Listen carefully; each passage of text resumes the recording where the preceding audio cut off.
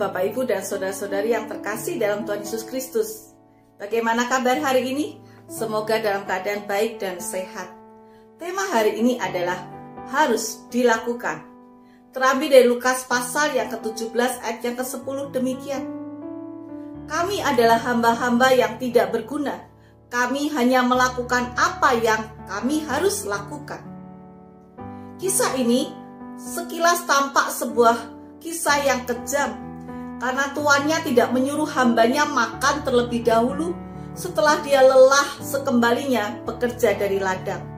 Tetapi ketika kita merenungkannya, terutama di dalam ayat yang ke-10 ini, mari kita menyadari bahwa penulis Lukas mengajak kita untuk menyadari cerita tentang Tuhan adalah penggambaran tentang Tuhan dan kita sebagai hambanya. Dan bagaimana Tuhan adalah orang yang sangat berkuasa atas hidup hambanya. Tuhan dalam kisah ini adalah Tuhan yang berkuasa atas hidup kita. Dia Tuhan yang menyelamatkan kita dari kutukan dosa, yaitu hukuman kekal. Dan pada saat kita ditebus, kita yang awalnya adalah hamba dosa, kita ada di dalam bayang-bayang kutukan hukuman kekal, kita kemudian beralih menjadi hamba Allah, di mana kita akan memiliki kehidupan kekal dan bahagia bersama Bapa di surga. Kita sebagai hamba Allah, maka Allah lah yang berkuasa atas seluruh hidup kita dan berhak memberikan kewajiban untuk kita kerjakan.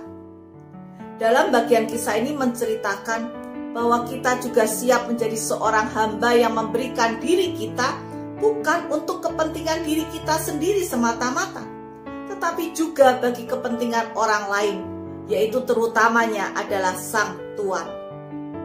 Seorang hamba harus rela direpotkan dengan urusan tuannya, dan tugas-tugas yang diberikan oleh tuannya, ia harus dengan tetap rendah hati, ia melayaninya, karena itu adalah kewajibannya. Oleh karena itu, yang pertama, kita jangan bersungut-sungut. Jika kita direpotkan dalam ladang pelayanan Tuhan, lah itu memang kewajiban kita. Kedua, kita tidak boleh sombong.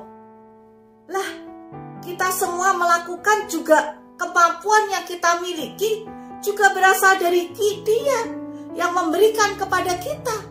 Apa yang bisa kita sombongkan kalau semua kemampuan kita semata-mata adalah pemberian Tuhan?